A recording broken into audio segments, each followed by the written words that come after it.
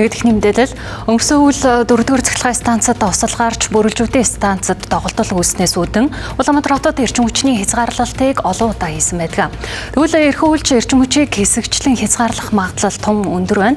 За учир нь шинэ их үүсвэр ашиглалтад ороогүй дотоодын үйлдвэрлэл нь хэрэглээг нь хүчиж чадахгүй нөхцөл байдал одоо ч хэвээр өргөлжилж байгаамаа.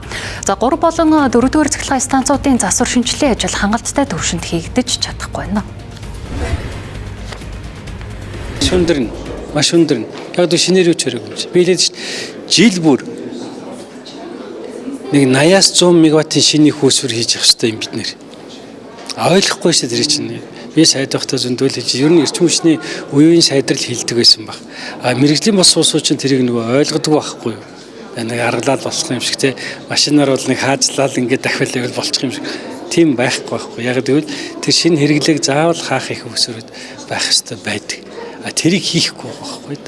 Тийм учраас ахаал хүндэр.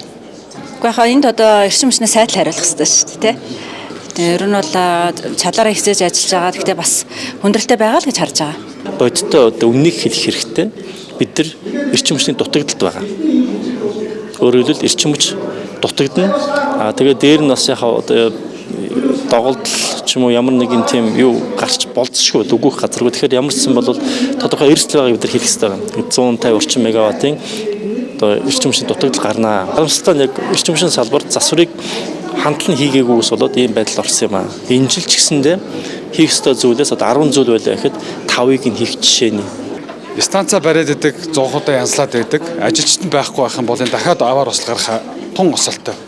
Би өнгөрсөн 2-3 удаагийн осол аваар бол ерөөсөө ажилчдын туршлагатай байдал, хөдөлмөрийн аюулгүй байдал гэдэг хоёрт яг нэг үйлэхэд бол ингээд туршлагагүй ажилчид ихээр орж ирсэн бас асуудал байгаа. Туршлагатай ажилтнууд гараа яваад байна шүү дээ.